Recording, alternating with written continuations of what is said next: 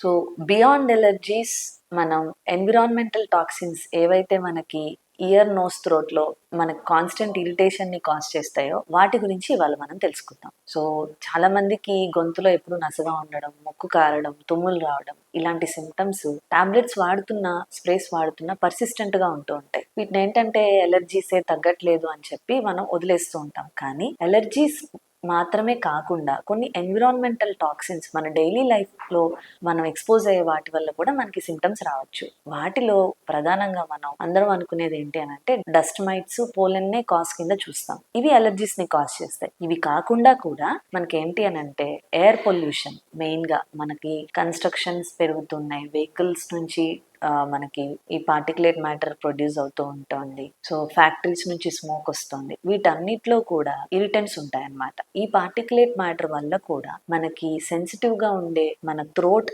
Nose and ear mucosa effect అయ్యే అవకాశం ఉంటుంది. సో వీటి వల్ల కూడా మనకి కంటిన్యూస్ గా థ్రోట్ లో ఇరిటేషన్ ఉండడం, ముక్కు పట్టేయడం, తుమ్ములు రావడం ఇలాంటి సిమ్టమ్స్ అన్ని వచ్చే అవకాశం ఉంటుంది. రెగ్యులర్ గా మనం బయటకు వెళ్ళినప్పుడు N95 మాస్క్ మినిమం పెట్టుకుంటే గనక ఈ పార్టికులేట్ మ్యాటర్ నుంచి మనం ప్రొటెక్షన్ తీసుకోవడానికి కుదురుతుంది. డిస్పైట్ ఈ మెజర్స్ అన్ని తీసుకున్నా కూడా మనకి సిమ్టమ్స్ పర్సిస్టెంట్ గా ఉన్నాయి, తగ్గట్లేదంటే వెంటనే నేషన్ ENTకి రండి. ఇక్కడ మీకు దానికి సంబంధించిన ప్రాపర్ ట్రీట్మెంట్ అందించడం జరుగుతుంది.